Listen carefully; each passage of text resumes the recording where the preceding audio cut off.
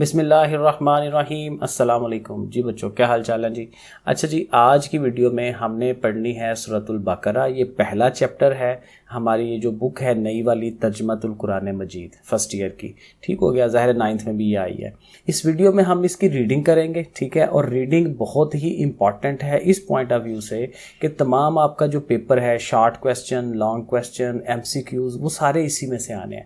تو جتنا ہم اس کو سمجھ کے پڑھیں گے اتنا ہی ہمیں اس کا فائدہ ہوگا۔ اور ویسے بھی دیکھیں گورنمنٹ نے یہ بڑا اچھا کام کیا ہے، کیونکہ عام روٹین میں ہم قرآن مجید پڑھتے تو ہیں لیکن اس کی جو پوشیدہ چیزیں ہیں ان کا ہمیں آئیڈیا نہیں ہوتا، پراپر ڈیٹیل میں نہیں ہم اسے پڑھتے، ترجمے کا ہمیں پتہ نہیں چلتا۔ تو یہاں دیکھیں انہوں نے کہا بھی ہوا ہے کہ جب یہ ہم چیزیں پڑھیں گے تو ایک تو تلاوت قرآن مجید کے آداب کا ہمیں پتہ چلے گا، اس میں مرکزی مضمون ہے کیا وہ پتہ چلے گا، سورہ بقرہ کا تعارف ہو جائے گا، با محاورہ ترجمہ کر سکیں گے ہم اور ہمیں اس کی سمجھ آئے گی۔ اور ظاہر ہے کہ یہ ہماری آخرت کے لیے جو ہے بڑی اچھی چیز ہے، مسلمان ہونے کے ناطے ہمیں ان چیزوں کا پتہ ہونا چاہیے۔ تو چلیں اس کو شروع کرتے ہیں۔ کہتے ہیں جی سورۃ البقرہ قرآن مجید کی ترتیب کے اعتبار سے دوسری اور سب سے طویل سورت ہے۔ ظاہر ہے کہ یہ سیکنڈ والی سورت ہے، پہلی وہ الحمدللہ وغیرہ وہ والی ہے، اور دوسری جو ہے یہ ہے، اور یہ تقریباً 2-2.5 پاروں کے اوپر یہ کور ہوتی ہے، تو سب سے زیادہ بڑی یہ سورت بنتی ہے۔ اس سورت میں کل 286 آیات ہیں۔ یہ چھوٹی چھوٹی باتیں ہم نے MCQ کے پوائنٹ آف ویو سے یاد رکھنی ہے۔ یہ 286 کا نمبر آیات اس کے اندر اتنی ہے، یہ دوسری ہے سیکنڈ والی، اور یہ سب سے طویل ہے۔ اس طرح سے باتیں انڈر لائن کر کے ان کو یاد رکھنا ہے۔ اچھا، سورۃ البقرہ کا آغاز حروف مقطعات سے ہوتا ہے۔ اب یہ جو حروف مقطعات ہے نا، یہ وہ حروف ہیں جو بعض صورتوں کے شروع میں آتے ہیں لیکن ان کا میننگ جو ہے نا وہ ہمیں نہیں پتا، ہم عام لوگوں کو نہیں پتا۔ تو یہ اللہ اور اللہ کا رسول ہی بہتر جانتے ہیں کہ اس کا کیا مطلب ہے، اور یہی بات آگے لکھی ہوئی ہے۔ حروف مقطعات قرآن مجید کی کچھ صورتوں کے شروع میں آنے والے وہ حروف ہیں جن کے معنی اللہ تعالیٰ اور حضرت محمد رسول اللہ خاتم النبیین صلی اللہ علیہ وآلہ وصحابہ وسلم کے سوا کوئی نہیں جانتا۔ اب یہاں دیکھیں یہ ورڈ بار بار آئے گا، خاتم النبیین، اور یہ ظاہر ہے کہ یہ فرق رکھنے کے لیے کہ مسلمان اور قادیانی لوگ جو ہیں ان میں فرق رکھنا ہے، کیونکہ وہ لوگ جو ہیں وہ آخری نبی نہیں مانتے اور ہم کہتے ہیں کہ نہیں بھئی آخری نبی ہیں، اس لیے ہم ان کو کہتے ہیں کہ بھئی آپ لوگ مسلمان نہیں ہیں، مسلمانوں سے ان کی کیٹیگری سے ہم نکال دیتے ہیں۔ تو بہرحال وہ فرق رکھنے کے لیے یہ ورڈ بار بار آتا ہے، تو یہ ذرا اس وجہ سے آپ پڑھے گا اس کو۔ آگے چلیں جی، سورۃ البقرہ کی آیات 67 یا تا 73 میں اس گائے کا واقعہ مذکور ہے جسے ذبح کرنے کا حکم بنی اسرائیل کو دیا گیا تھا۔ یہ بھی ایک پورا واقعہ ہے کہ یہ قرآن اللہ تعالیٰ نے جو ہے بنی اسرائیل پہ اپنا ایک معجزہ اتارا تھا گائے کی شکل میں، اس لیے اس سورت کا نام سورۃ البقرہ ہے، کیونکہ بقرہ عربی زبان میں گائے کو کہتے ہیں۔ یہ لفظ، یہ میننگ آپ کو پتہ ہونا چاہیے کہ بقرہ جو ہے وہ عربی زبان میں گائے کو کہا جاتا ہے۔ اس واقعہ میں بہت سی حکمتیں ہیں، جن میں سے ایک اہم بات یہ ہے کہ اللہ تعالیٰ انسانوں کے مر جانے کے بعد انہیں دوبارہ زندہ کرنے پر مکمل قدرت رکھتا ہے، کیونکہ اسی بات سے تو ہماری آخرت پہ یقین بنتا ہے۔ کیونکہ جو لوگ نہیں مانتے وہ یہی کہتے ہیں کہ جب ہم مر کھپ گئے، ہڈیاں وغیرہ گل گئیں، سڑ گئیں، یوں ہو گیا، تو ہم کیسے دوبارہ ہو سکتے ہیں؟ تو ظاہر ہے کہ یہاں اللہ تعالیٰ اپنی وہ بتا رہے ہیں کہ ہم تو ظاہر ہے دوبارہ اسی حالت میں زندہ کر لیں گے انسان کو۔ نبی کریم صلی اللہ علیہ وسلم جب ہجرت فرما کر مدینہ منورہ تشریف فرما ہوئے تو یہ صورت نازل ہوئی۔ اب ظاہر ہے کہ یہ مدنی صورت ہے، مدینہ منورہ میں نازل ہوئی ہے، کیونکہ ظاہر ہے کچھ مکی صورتیں ہوتی ہیں، کچھ مدنی صورتیں ہیں۔ مدینہ منورہ میں جن لوگوں کو اسلام کی دعوت پیش کی جا رہی تھی وہ مکہ مکرمہ کے رہنے والوں سے مختلف تھے۔ اب ظاہر ہے دونوں شہروں کا فرق ہے، مکہ کے لوگ اور طرح کے تھے، وہ ٹائم اور تھا، ٹھیک ہے، وہ ریزسٹنس وہاں پہ زیادہ مل رہی تھی، ٹھیک ہے، تو اس لیے وہاں پہ جو آیات آتی تھی اس موقع کے مناسبت کے لحاظ سے ہوتی تھی۔ اور اب چونکہ نئے شہر میں ہیں، وہاں کے لوگ ایکسیپٹ بھی کر رہے ہیں مسلمانوں کو، تو اس لیے وہاں جو صورت نازل ہو رہی ہے وہ اور طرح کی چیزیں اس میں نمایاں ہو جانی ہیں۔ یہاں اسلام کی دعوت جس مرحلے میں داخل ہو رہی تھی اس کی ضروریات اور تقاضے بھی بالکل نئے تھے، اس لیے اس صورت کے موضوعات اور مضامین کا مکی دور کی صورتوں سے فرق بہت نمایاں ہے۔ ظاہر ہے کہ دونوں میں فرق تھا۔ سورۃ البقرہ بہت فضیلت والی سورت ہے یا فضیلت بتائی جا رہی ہے۔ صحابہ اکرام رضی اللہ عنہ کے زمانہ میں جو شخص سورہ بقرہ اور سورہ آل عمران کا عالم ہوتا تھا اسے بہت عظیم اور لائق کے تکریم شمار کیا جاتا تھا۔ تو یہ ظاہر ہے کہ آئیڈیا ہمیں ذہن میں ہونا چاہیے کہ سورہ بقرہ اور سورہ آل عمران جن لوگوں کو آتی تھی تو ان کی بڑی عزت کی جاتی تھی، تو ظاہر ہے کہ یہ اس کی فضیلت ہے۔ اگر کویسچن یہ آ جائے کہ بھی سورہ بقرہ کی فضیلت کیا ہے تو پھر آپ یہ جو ہے بتا سکتے ہیں، یہ لائنیں دی جا سکتی ہیں۔ حضرت محمد رسول اللہ صلی اللہ علیہ وسلم نے فرمایا، اپنے گھروں کو قبرستان نہ بناؤ، یعنی ذکر و تلاوت سے گھروں کو خالی نہ کرو، بے شک شیطان اس گھر میں داخل نہیں ہوتا جس میں سورہ بقرہ کی تلاوت کی جائے۔ اب یہ بھی اس کی فضیلت میں آ گیا کہ جی اس گھر میں ظاہر شیطان نہیں آ سکتا جہاں سورہ بقرہ کی تلاوت ہوتی ہے۔ نبی کریم صلی اللہ علیہ وسلم نے فرمایا، ہر چیز کی ایک چوٹی ہوتی ہے، چوٹی ظاہر ہائیسٹ پوائنٹ کو کہتے ہیں، ٹھیک ہے نا، کسی چیز کی ہائٹ پہ پہنچ جانا، اور قرآن مجید کی چوٹی جو ہے وہ سورہ بقرہ ہے، ٹھیک ہے، ہائیسٹ پوائنٹ ہے، آپ بالکل ٹاپ کے اوپر پہنچ جاتے ہیں۔ حضور اکرم صلی اللہ علیہ وسلم نے فرمایا، سورہ بقرہ پڑھا کرو، اس کے پڑھنے میں برکت ہے، چھوڑنے میں حسرت اور بد نصیبی ہے، اور اہل باطل، جادوگر، کاہن اور مکار لوگ جو ہیں ان لوگوں کا اس پر بس نہیں چلتا، یعنی ان کا فریب اثر نہیں کر پاتا۔ تو ظاہر ہے کہ جادو ٹونے سے بچنے کے لیے، پھر گھر میں برکت ہونے کے لیے، بد نصیبی سے بچنے کے لیے یہ سورہ بقرہ پڑھنی جو ہے یہ بہت ضروری ہے۔ سورہ بقرہ قرآن مجید کی 7 طویل صورتوں میں سے سب سے بڑی صورت ہے۔ تو یہاں سے ہمیں یہ آئیڈیا ہو گیا کہ ٹوٹل کتنی بڑی صورتیں ہیں، 7 ہیں، ٹھیک ہے، اور ان 7 میں یہ سب سے بڑی ہے۔ ان صورتوں کے متعلق نبی اکرم صلی اللہ علیہ وسلم نے فرمایا، جس نے قرآن مجید کی 7 طویل صورتوں کے علم کو حاصل کر لیا وہ بہت بڑا عالم بن گیا۔ اب دیکھیں نا، وہی بات ہے کہ حالی صرف پڑھنا نہیں ہے، اس کے نالج کو لینا ہے، اور نالج کیسے ہوگا؟ جب ہمیں ترجمہ آئے گا کہ کیا بتایا جا رہا ہے، کیا باتیں ہیں، اور اس میں سے کیا باتیں نکل رہی ہیں، ڈیٹیل میں اس کو سمجھنا، تو پھر ظاہر ہے کہ وہ کہتے ہیں کہ جو یہ 7 صورتیں ہیں، جو لوگ ان کو اچھی طرح سے پڑھ لیتے ہیں، سمجھ لیتے ہیں، اس کا نالج لے لیتے ہیں، وہ بہت بڑا عالم ہو جاتا ہے۔ سورہ بقرہ کی آخری 2 آیات کے بارے میں حضور اقدس صلی اللہ علیہ وسلم نے فرمایا، جو شخص بھی سورۃ البقرہ کی آخری 2 آیات رات میں سونے سے پہلے پڑھے گا وہ اس کے لیے کافی ہو جائیں گی۔ تو یہ بھی ظاہر ہے کہ ایک اچھی بات بتائی گئی۔ سورہ بقرہ کے مضامین کی گہرائی اور وسعت کا اندازہ اس بات سے لگایا جا سکتا ہے کہ حضرت عمر بن خطاب جیسے جلیل القدر صحابی کو اس سورت کو مکمل طور پر سیکھنے میں 12 سال لگے۔ اب دیکھیں نا، یہ اس بندے کی بات ہو رہی ہے جو خود بھی عربی کا وہ قدردان ہے اور عربی اس کو آتی ہے، اور اپنی ہی لینگویج میں وہ قرآن مجید اترا ہوا ہے، اور وہ اس صورت کو سمجھنے میں، اس کو اب سارا احاطہ کرنے میں 12 سال ان کو لگے۔ تو کتنا نالج ہوگا اس کے اندر، جبکہ ان کے صاحبزادے حضرت عبداللہ بن عمر نے اس صورت کو 8 سال میں اس کے تمام مضامین کے ساتھ سیکھا۔ اب سورہ بقرہ میں ایک جو ہے آیت، وہ آیت الکرسی بھی ہے، تو اس کی فضیلت علیحدہ سے بتائی جا رہی ہے۔ آیت الکرسی قرآن مجید کی بہت فضیلت والی آیت ہے، اور اسے تمام آیتوں کا سردار کہا جاتا ہے۔ اب دیکھیں، یہ بھی ہمیں پتہ ہونا چاہیے کہ تمام آیتوں کی سردار کون سی آیت ہے، وہ آیت الکرسی ہے۔ سورۃ البقرہ کی آیت نمبر 255 آیت الکرسی ہے، تو یہ نمبر بھی ہمیں ذہن میں ہونا چاہیے کہ کون سی آیت ہے، 255 والی۔ آیت الکرسی کے بارے میں نبی کریم صلی اللہ علیہ وسلم نے فرمایا، جو شخص ہر فرض نماز کے بعد آیت الکرسی پڑھتا ہے اسے جنت میں داخل ہونے سے صرف موت ہی روک کے رکھتی ہے، یعنی موت ہی ہے جو رستے میں ہے، ورنہ وہ بندہ جنت میں، سیدھا جنت میں۔ تو ظاہر ہے کہ یہ بڑا ایک اچھا پوائنٹ ہے، ٹھیک ہے، کہ جب بھی ہم نماز پڑھیں تو اس کے بعد آیت الکرسی کو ضرور پڑھا کریں۔ حضرت محمد رسول اللہ خاتم النبیین صلی اللہ علیہ وسلم نے فرمایا، جب تم اپنے بستر پر جانے لگو، یعنی کہ سونے لگو، تو آیت الکرسی پڑھ لیا کرو، صبح تک اللہ تعالیٰ کی طرف سے تمہارے لیے ایک محافظ مقرر رہے گا اور شیطان تمہارے قریب نہیں آ سکے گا۔ گڈ پوائنٹ ہو گیا۔ آیت الکرسی میں اللہ تعالیٰ کی وحدانیت یعنی اس کے یکتا ہونے کو بیان کیا گیا ہے، اللہ کا ایک ہونا، ٹھیک ہے، اور یہ بہت بڑی بات ہے کیونکہ مسلمان ہونا ہی اسی پوائنٹ سے شروع ہوتا ہے کہ کیا آپ اللہ کو ایک مان بھی رہے ہیں کہ نہیں۔ اس آیت میں اللہ تعالیٰ کی قدرت اور صفات کا بھی بیان ہے۔ اب آ جائیں اگلے ٹاپک پہ، سورہ بقرہ کا مضامین اور اہم نکات کیا چیزیں۔ سورہ بقرہ کا مرکزی مضمون ہدایت ہے۔ اصل میں مرکزی مضمون یہی ہوتا ہے کہ اس میں بیسک پوائنٹ کیا ہے، جو اوورآل پوری صورت کے اندر جو ہے وہ یہ نظر آ رہی ہوتی ہے چیز، کہ یہ کس چیز کو جو ہے وہ مین پوائنٹ بنا کے جو ہے وہ چلا جا رہا ہے۔ تو مرکزی مضمون ہدایت ہے کہ اللہ تعالیٰ کی ہدایت جو ہے وہ کیسے مل سکتی ہے۔ سورہ بقرہ کے بالکل شروع میں ان لوگوں کی صفات بیان کی گئی ہیں جو قرآن مجید سے ہدایت حاصل کرنے کی صلاحیت رکھتے ہیں۔ ہدایت بھی ظاہر ہر بندے کو تو نہیں مل سکتی، تو کیا پراپرٹیز انسان میں ہونی چاہیے جس کی وجہ سے وہ ہدایت کا جو ہے وہ لائق ہو جاتا ہے اور اس کو ہدایت ملتی ہے۔ اس صورت میں واضح کیا گیا ہے کہ جس طرح پہلے اللہ تعالیٰ انسانوں کی ہدایت کے لیے انبیاء اکرام علیہ السلام کے ذریعے سے کتابیں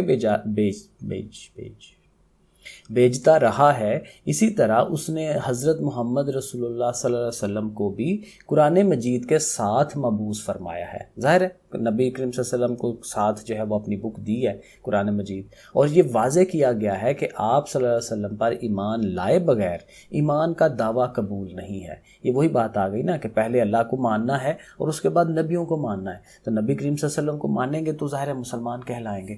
لہٰذا انسانوں کو حکم دیا گیا ہے کہ قرآن مجید اور صاحب قرآن یعنی کہ نبی کریم صلی اللہ علیہ وسلم جو ہیں ان پر ایمان لے آؤ اور ان کی کامل اطاعت کرو۔ یہ اصل بات، کامل ہوتا ہے مکمل، کہ جو پوائنٹ باتیں نبی کریم صلی اللہ علیہ وسلم ہمیں بتا رہے ہیں نا اور قرآن مجید بتا رہے ہیں وہ ساری کی ساری پہ عمل کرنا ہے، تبھی مسلمان کہلائیں گے۔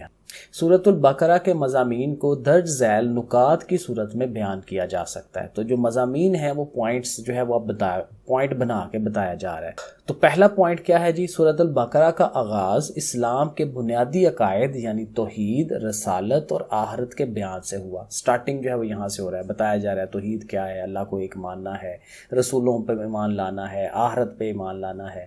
اسی ضمن میں انسانوں کی 3 قسمیں یعنی مومن، کافر اور منافق جو ہے ان میں فرق بتایا گیا ہے۔ ٹھیک ہے نا، مومن تو وہی ہے نا کہ جو اللہ اور رسول کی ساری باتوں کو مانتے ہیں، کافر تو ظاہر ہے جو بالکل اللہ کو بھی نہیں مان رہے، نبی کو بھی نہیں مان رہے، اور منافق وہ ہے جو مان تو رہا ہے اوپر سے لیکن دل سے جو ہے وہ اس کے اوپر نہیں ہے، فٹ نہیں ہے۔ ٹھیک ہے نا، تو یہ چیزیں دیکھنی ہے۔ دوسرا پوائنٹ کیا ہے کہ حضرت آدم علیہ السلام کی پیدائش کا واقعہ بیان فرمایا گیا ہے تاکہ انسان کو اپنی پیدائش کا مقصد معلوم ہو سکے، تو یہ بھی اس کا مضمون کا حصہ ہے کہ کیا کیا باتیں بتائی گئی ہیں اس کے اندر۔ تیسرا پوائنٹ، آیات کے ایک طویل سلسلے میں بنیادی طور پر خطاب جو ہے وہ یہودیوں سے کیا گیا ہے۔ کچھ آیات جو ہیں کافی ساری وہ خطاب کس سے کیا جا رہا ہے؟ یہودیوں سے، اور کون سے؟ جو بڑی تعداد میں مدینہ منورہ کے آس پاس آباد تھے۔ اس قوم پر اللہ تعالیٰ نے جو نعمتیں نازل فرمائیں اور جس طرح انہوں نے ناشکری اور نافرمانی سے کام لیا اس کا مفصل بیان کیا گیا ہے، کیونکہ یہ ہمیں بھی پتہ ہے کہ یہودی جو تھے یہ بڑی لاڈلی قوم ایک قسم کی کہہ لیں کہ اتنا زیادہ اللہ تعالیٰ نے بار بار ان پہ انعام و اکرام کیے ہیں لیکن انہوں نے ہر دفعہ ناشکری کی، ہر دفعہ نافرمانی کی، تو اس کا ذکر جو ہے اللہ تعالیٰ اس میں فرما رہے ہیں۔ اگلا پوائنٹ کیا ہے جی؟ پہلے پارے کے قریباً آخر میں حضرت ابراہیم علیہ السلام کا تذکرہ ہے۔ جیسے ہم نے شروع میں کہا نا کہ یہ 2-2.5 پاروں کے اوپر ہے، ٹھیک ہے، وہ مشتمل ہے، تو پہلے پارے کے اینڈ پہ حضرت ابراہیم علیہ السلام کا ذکر آ رہا ہے، اس لیے کہ انہیں نہ صرف یہودی اور مسیحی بلکہ عرب کے بت پرست بھی اپنا پیشوا مانتے تھے۔ ٹھیک ہے نا، یہ سارے مان رہے ہیں کہ حضرت ابراہیم علیہ السلام تھے۔ ان سب کو یاد دلایا گیا ہے کہ وہ خالص توحید کے قائل تھے۔ بتایا جا رہا ہے کہ حضرت ابراہیم جب آئے تھے تو وہ توحید کے قائل تھے اور اللہ کے ایک ہونے پہ بلیو رکھتے تھے، یہ بت اور باقی چیزوں پہ بلیو نہیں تھا۔ ٹھیک ہے، اور انہوں نے کبھی کسی قسم کے شرک کو گوارا نہیں کیا۔ شرک یہی تھا نا، اللہ کے ساتھ کسی اور کو شریک کر لینا۔ تو اللہ ایک ہے، واحد ہے، یہ چیز کو دھیان رکھنا ہے۔ اسی ضمن میں بیت اللہ کی تعمیر اور اسے قبلہ بنانے کا موضوع جو ہے وہ بھی اس میں زیر بحث آیا ہے۔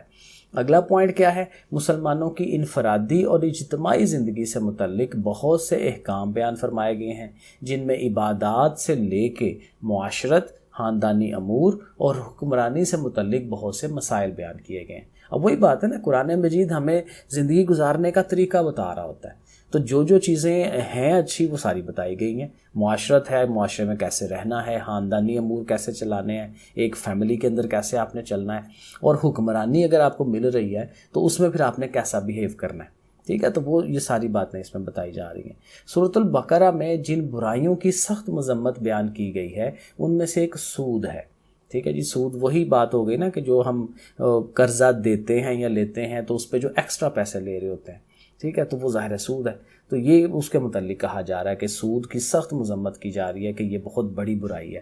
سورۃ البقرہ میں سود کو اللہ تعالیٰ اور حضرت محمد صلی اللہ علیہ وسلم کے خلاف جنگ قرار دیا گیا. ایک تو ہوتا ہے نا آپ ویسے ہی اگینسٹ ہیں کسی کے، ایک ہے کہ آپ جنگ کر رہے ہیں، لڑائی کر رہے ہیں. تو سود ایسا ہی ہے جیسے ہم اللہ اور اللہ کے رسول سے لڑائی کر رہے ہیں. تو اللہ اور اللہ کے رسول سے لڑائی کر کے پھر انسان کہاں جا سکتا ہے. سود ایک ایسی معاشرتی برائی ہے جس کی وجہ سے معاشرہ غربت، سستی، فضول خرچی اور تنگ دلی کا شکار ہو جاتا ہے. سود کی وجہ سے امیر اور غریب کے درمیان فرق بڑھتا چلا جاتا ہے. ظاہر ہے امیر اور امیر ہو جائے گا کہ اس نے اصل پیسے بھی واپس لے لیے اور ایکسٹرا پیسے بھی لے لیے، تو غریب بیچارہ تو وہ اسی میں پستا رہے گا. ٹھیک ہے، تو اس نے کیسے امیر ہونا ہے. سود ادا کرنے والے مجبور لوگ کئی بار خودکشی جیسا بڑا گناہ بھی کر بیٹھتے ہیں. تو وہی بات ہے نا، کیونکہ یہ بہت برائی ہے اس کے اندر. اب ایسی بھی ہے کہ بندہ بیچارہ پھنس گیا ہوا، دے نہیں پا رہا اور ایکسٹرا پیسے دینے پڑ رہے ہیں، تو خودکشی. اور خودکشی ویسے اللہ تعالیٰ نے کہا ہوا کہ یہ تو بہت بڑا گناہ ہے، اپنے آپ کو نہیں مارنا. تو پھر یہ پیچھے جڑ کیا ہے؟ سود ہے. تو یہ پرابلمز ہیں. اب اس میں آ جائے گا آخری پوائنٹ، علمی اور عملی نکات، کہ کیا کیا نکات اس میں سے اہم پوائنٹ نکلتے ہیں جو ہمیں مد نظر رکھنے چاہیے. تو پہلا پوائنٹ یہ ہے کہ ایمان کا اظہار عمل سے ہوتا ہے. ٹھیک ہے نا، ویسے کہتے رہے بھائی مجھے بڑا پیار ہے، اس بندے سے بڑا پیار ہے، لیکن جب ایکچوئل کام کرنے کی باری آتی ہے تو پیچھے ہٹ جاتا ہے. تو یہی بات بتائی جا رہی ہے کہ جو آپ کا ایمان ہے، آپ کہتے ہیں جب ہم مسلمان ہیں، یہ ہے وہ ہے، تو آپ کو عمل کر کے دکھانا ہے. نمازیں پڑھنی ہیں، باقی چیزیں کرنی ہیں، تو عمل سے اظہار ہوتا ہے، جس میں اولین عمل کیا ہے؟ نماز ادا کرنا. دوسرا پوائنٹ، اللہ تعالیٰ ان لوگوں کو گمراہ کرتا ہے جو اللہ تعالیٰ کے عہد کو توڑتے ہیں. اللہ سے عہد کیا ہوا کہ ہم نے اچھے کام کرنے، تو وہ اچھے کام نہیں کریں گے تو عہد ٹوٹ گیا نا. قطع رحمی، یعنی اپنے رشتہ داروں کے ساتھ برا سلوک کرتے ہیں اور زمین پر فساد مچاتے ہیں. ٹھیک ہے نا، تو یہ تین چیزیں جو لوگ کرتے ہیں اور اللہ تعالیٰ پھر ان کو بھی گمراہ کر دیتا ہے، ان کو سیدھے راستے پہ آنے ہی نہیں دیتا. تو یہ ظاہر ہے کہ بہت بری چیز ہو جاتی ہے کہ ایک بندہ ہے نا جو غلط کام کر رہا ہے لیکن پھر واپس سیدھے راستے پہ آ گیا. ٹھیک ہے، تو ایک بندے کو جس کو اللہ تعالیٰ کہہ رہا ہے بھائی تم اب گمراہ، وہ اللہ تعالیٰ خود ہی گمراہ کر رہے ہیں. تو پھر جب اللہ ہی گمراہ کر رہے ہیں تو پھر وہ بندہ کیسے سیدھا ہو سکتا ہے؟ تو اس لیے ان چیزوں سے ڈرنا چاہیے، بچنا چاہیے کہ اللہ تعالیٰ کے عہد کو نہیں توڑنا، رشتہ داروں سے اچھا سلوک کرنا ہے اور زمین پہ فساد نہیں، ایویں نہیں لڑائی ڈال دینی کسی کے ساتھ. ٹھیک ہے نا، اپنے آپ کو عاجز رکھنا ہے. تیسرا پوائنٹ، اللہ تعالیٰ کے حکم کی خلاف ورزی اور تکبر کرنا شیطانی طرز عمل ہے. شیطان نے بھی تو یہی کیا تھا نا، اللہ کی بات نہیں مانی، تکبر کیا، میں زیادہ ہوں، میں تو آگ سے بنا ہوں. تو یہ چیزیں ظاہر ہے انسان کو جو ہے یہ نہیں کرنا چاہیے. 4 والا پوائنٹ، انسان کی عظمت اس بات میں ہے کہ بھول یا خطا ہو جائے تو فوراً توبہ کر لے. یہی عاجزی ہے، کیونکہ انسان سے خطا ہونی ہی ہونی ہے، کسی نہ کسی ٹائم ہو جانی ہے. تو جب اس کو پتہ چل جائے کہ نہیں وہ یہ تو غلط کام ہو گیا، تو ڈیفینیٹلی اللہ تعالیٰ سے توبہ کر لے، آگے سے کوشش کرے کہ بھائی میں کوشش کروں گا آگے سے نہ ہو. ٹھیک ہے نا، تو توبہ جو ہے وہ یہی چیز، اللہ تعالیٰ کہتا ہے میری طرف واپس آ جاؤ. نمبر 5 یہ ہے، مشکلات اور مصائب میں صبر اور نماز کے ذریعے سے اللہ تعالیٰ کی مدد حاصل کرنا ایمان والوں کا شیوا ہے. جو ایمان والے ہیں وہ یہی کرتے ہیں کہ مشکلات آ گئی ہیں، پرابلمز آ گئی ہیں، ایک تو صبر کرنا ہے اسی ٹائم، اور دوسرا پھر نماز ادا کرنی ہے اور اللہ تعالیٰ سے جو ہے وہ مانگنا ہے کہ میری مشکلات یا اللہ یہ دور ہو جائیں، چیزیں سے بہتر ہو جائیں. نمبر 6 ہے، موت کی فکر صاحب ایمان ہونے کی علامت ہے. ڈیفینیٹلی موت کی فکر کرنی چاہیے. مرنا ہے، جب ہم ادھر آئے ہیں دنیا میں تو واپس بھی جانا ہے، اور واپس جب موت آ گئی تو اس کے بعد تو کوئی کام نہیں کر سکتے نا، تو اس سے پہلے ہی اچھے کام کر لینے چاہیے. سعادت اور فضیلت کا حصول محنت اور قربانی کا تقاضا کرتا ہے. یہ بڑی زبردست بات ہے. دنیا کے اندر بھی یہی ہے. دنیا میں بھی دیکھیں نا، وہ قومیں آگے نکل گئی ہیں جو محنت کرتی ہیں، قربانی دیتی ہیں، سیکریفائز کرتی ہیں ایک چیز کا اور پھر آگے نکلتی ہیں. اللہ تعالیٰ اپنے نیک بندوں کو آزمائشوں اور امتحانات سے گزار کر اعلیٰ مقام اور مرتبے سے نوازتا ہے. بالکل ٹھیک ہے، کیونکہ کوئی بھی چیز ایویں تو نہیں مل جاتی نا، اس کے لیے محنت چاہیے، آزمائشوں میں سے ہو کے، مشکلوں میں سے ہو کے گزرنا پڑتا ہے. صحابہ کرام کے ایمان اور عقیدے کو معیار اور مثالی نمونہ قرار دیا گیا، کیونکہ ظاہر صحابہ کرام کس کے اسٹوڈنٹ تھے؟ نبی کریم صلی اللہ علیہ وسلم کے. تو ایسا ٹیچر ہو تو اسٹوڈنٹ بھی تو ہائی لیول کے ہوتے ہیں نا. تو پھر ظاہر ہے کہ ان کا جو ایمان ہے، ان کا جو عقیدہ ہے، وہ اس کی مثال دی جا رہی ہے قرآن مجید کے اندر. اہل کتاب حضرت محمد صلی اللہ علیہ وسلم کو خوب پہچانتے تھے. اہل کتاب وہی یہودی اور عیسائی، ٹھیک ہے، کیونکہ ان کے پاس بھی کتابیں آئی ہوئی تھیں اللہ تعالیٰ کی. تو نبی کریم صلی اللہ علیہ وسلم کو پہچانتے تھے کہ آپ خاتم النبیین، آخری رسول ہیں، رسول برحق ہیں، لیکن حسد اور اناد کی وجہ سے جانتے بوجھتے ہوئے انہوں نے آپ صلی اللہ علیہ وسلم کی رسالت کا انکار کیا. تو یہ قرآن مجید میں اللہ تعالیٰ بتا رہے ہیں کہ ان کو حسد اور اناد ہے، اس وجہ سے یہ لوگ جو ہیں وہ ماننے کو تیار نہیں ہے۔ بندہ اگر دیکھنا چاہے کہ اللہ تعالیٰ اسے کتنا یاد رکھتا ہے تو وہ دیکھے کہ وہ خود اللہ تعالیٰ کا کتنا ذکر کرتا ہے۔ کمال ہو گیا، کیونکہ اللہ تعالیٰ کتنا یاد کر رہے ہیں وہ تبھی ہوگا جب آپ کتنا یاد کرتے ہیں، ٹھیک ہے نا۔ جب آپ اللہ کو یاد کریں گے تو اللہ بھی تو آپ کو یاد کرے گا۔ جو اللہ تعالیٰ کا ذکر کرتا ہے اللہ تعالیٰ اس کو بھی یاد رکھتا ہے۔ یہی بندے کی کامیابی ہے کہ جتنا زیادہ اللہ کا ذکر کریں گے اللہ بھی آپ کا ذکر کرے گا، اور اللہ کو آپ نے محبوب کر لیا تو ہر چیز تو اللہ کے اختیار میں ہے نا، تو پھر آپ ہر چیز کامیابی ہوگی آپ کی۔ نمبر 11، ایمان کے کمال کی علامت یہ ہے کہ بندہ سب سے بڑھ کر اللہ تعالیٰ سے محبت کرے، کیونکہ کریٹر تو وہی ہے نا، سارے ہر چیز پہ قدرت تو ان کی ہے، تو ساری نعمتیں ہمیں اللہ سے ملی ہوئی ہیں، تو اللہ تعالیٰ سے ہی سب سے زیادہ محبت ہماری ہونی چاہیے۔ اللہ تعالیٰ دعا مانگنے والوں کی دعا ضرور قبول فرماتے ہیں۔ اب یہ بھی بڑا اچھا پوائنٹ ہے، بعض اوقات ہم مانگ رہے ہوتے ہیں کوئی چیز اور ہم کہتے ہیں ہمیں نہیں مل رہی، لیکن وہ قبول ہو جاتی ہے، وہ اس ٹائم نہیں مل رہی، ٹھیک ہے، وہ بعد میں مل جائے گی ہمیں، وہ لکھ دی جاتی ہے، ابھی دنیا نے ملی تو آخرت میں مل جائے گی، تو وہ ضرور مل جاتی ہے۔ دعائیں لازمی مانگتے رہنے چاہیے۔ نمبر 13، دنیا پرست صرف دنیاوی چیزوں کی دعائیں کرتے ہیں، وہ آخرت میں نعمتوں سے محروم ہوں گے، جبکہ نیک بندے دنیا اور آخرت میں بھلائی کی دعائیں کرتے ہیں۔ یہ بیسٹ پوائنٹ ہے، کیونکہ حالی دنیا تو نہیں مانگ رہی نا، دنیا میں ہمیشہ تو نہیں رہنا کہ مجھے موبائل مل جائے، مجھے بہت بڑی گاڑی مل جائے، وہ ٹھیک ہے مانگیں آپ، لیکن آخرت بھی تو مانگیں نا، دونوں چیزیں مانگیں، اس میں کیا ہے، اللہ تعالیٰ تو ساری چیزیں دے سکتے ہیں، تو دونوں چیزیں ہمیں مانگنی چاہیے۔ اللہ تعالیٰ نے مال خرچ کرنے کی یہ ترتیب بتائی ہے کہ پہلے والدین، رشتہ داروں اور پھر دیگر حاجت مندوں پر خرچ کیا جائے۔ بالکل صحیح ہے، جو آپ کے نزدیک ترین ہے پہلے اس پہ خرچ کرنا ہے، کیونکہ آپ جو ہے وہ آپ کے انڈر ہے، تو والدین پہ سب سے پہلے لگائیں کیونکہ سب سے پہلا حق ان کا ہے، اس کے بعد جو آپ کے ارد گرد کے رشتہ دار ہیں ان پہ لگائیں، اس کے علاوہ بھی جو ہیں پھر اس پہ لگا لیں۔ تو یہ ایک سٹیپ بائی سٹیپ کیٹیگریز ہمیں بتا دی گئی ہیں کہ پہلے کس پہ، اس کے بعد کس پہ، اس کے بعد۔ نمبر 15 ہے، انسان اپنی لا علمی یا ناقص علم کی وجہ سے فائدے کو نقصان اور نقصان کو فائدہ سمجھ بیٹھتا ہے، کیونکہ ہمارا نالج تھوڑا ہے نا، ٹھیک ہے، تو اللہ تعالیٰ کو تو بیسٹ پتہ ہے کہ کیا چیز ہمارے فائدے کی ہے، کیا نقصان کی ہے، تو ہمیں بعض اوقات لگ رہا ہوتا ہے یہ ہمارا نقصان ہو رہا ہے، حالانکہ وہ اللہ تعالیٰ ہمیں فائدہ دینا چاہ رہے ہوتے ہیں۔ تو یہ اللہ تعالیٰ خود بتا رہے ہیں کہ انسان جو ہے یہ پرابلم میں آ جاتا ہے، فائدے کو نقصان اور نقصان کو فائدہ سمجھ بیٹھتا ہے۔ نمبر 16، جس قوم میں اجتماعی بزدلی آ جائے وہ زوال اور ہلاکت سے نہیں بچ سکتی، ٹھیک ہے، بالکل بزدلی نہیں ہونی چاہیے۔ دین میں کوئی جبر نہیں ہے، بڑی زبردست بات ہے، یعنی دین قبول کرانے میں کسی پر جبر اور زبردستی جائز نہیں ہے۔ بھائی آپ کسی کو بتا سکتے ہو کہ بھائی یہ اچھی بات ہے، یہ بری بات ہے، ہم یہ والا دین اتنا اچھا ہے، اب اس کو آپ زبردستی اس کے سر پہ کھڑے ہو جاؤ ڈنڈا لے کے کہ نہیں بھائی تم مسلمان ہو جاؤ، تو اس کا فائدہ کیا ہے زبردستی مسلمان کرانے کا؟ وہ ادھر دوسرے اپنے گھر جا کے کہے گا بس ٹھیک ہے میں تو پھر وہ کافر، ٹھیک ہے نا، دل سے۔ تو اس لیے جبر نہیں ہے، اللہ تعالیٰ بہترین یہ بات کر رہے ہیں کہ جبر کی تو ضرورت ہی نہیں ہے، جب اس کا دل چاہے گا وہ ہو جائے مسلمان، تو دین میں جبر نہیں ہونا چاہیے۔ احسان جتلانے، دکھاوا کرنے اور تکلیف پہنچانے سے نیکی ضائع ہو جاتی ہے، بہترین چیز ہے، کیونکہ جب آپ نے کسی کے لیے کچھ کام کیا ہے تو احسان نہ جتلاؤ، بار بار کہتے رہو دیکھو میں تیرے لیے انج کیتا سی، میں نے یہ کیا تھا وہ کیا تھا، وہ بھائی کیا تھا تو وہ اللہ سے آپ نے اجر لینا ہے، دنیا سے نہیں لینا، تو اجر جو ہے وہ آلویز اللہ کے لیے رکھو نا، تو دکھاوا نہیں کرنا، وہ دیکھو میں نے اس کے لیے یہ کیا تھا وہ کیا تھا، اور نہ ہی کسی کو تکلیف دیں، تو پھر نیکی ضائع ہو جاتی ہے اگر ہم ایسا کریں گے تو۔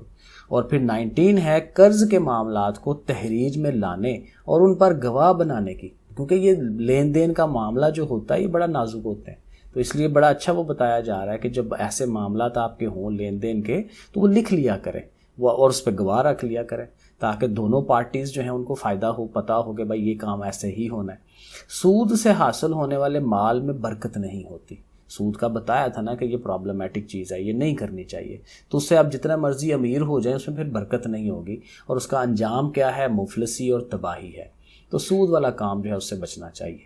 اور اینڈ پہ ہے جی، انسان اپنے اعمال کا خود ذمہ دار ہے، اسے اچھے اعمال پر ثواب اور برے اعمال پر عذاب دیا جائے گا، ٹھیک ہے نا، جو میں کام کر رہا ہوں وہ میرے ہی انڈر ہے نا، میں کہوں جی اس نے کہا تھا تو میں نے یہ کام کیا، بھائی کیوں، اللہ تعالیٰ نے مجھے عقل دی ہوئی ہے، شعور دیا ہوا ہے، تو جو کام میں نے کرنے ہیں میں ہی اس کا ذمہ دار ہوں، ٹھیک ہے نا، تو اس لیے جو اچھے کام کیے جائیں گے اس کا ثواب مل جائے گا، اگر برے کام ہو گئے تو اس کا پھر عذاب ہے، یہ تو پھر انصاف تو پھر اسی طرح سے ہی ہے نا۔ ٹھیک ہے جی، لیں جی، تو اس کی ریڈنگ ہو گئی، اس کو ذرا اچھی طرح سے سمجھ لیں، اگلی ویڈیو میں انشاءاللہ اس کی پھر ایکسرسائز کرتے ہیں۔ اوکے پھر بچوں، اللہ حافظ۔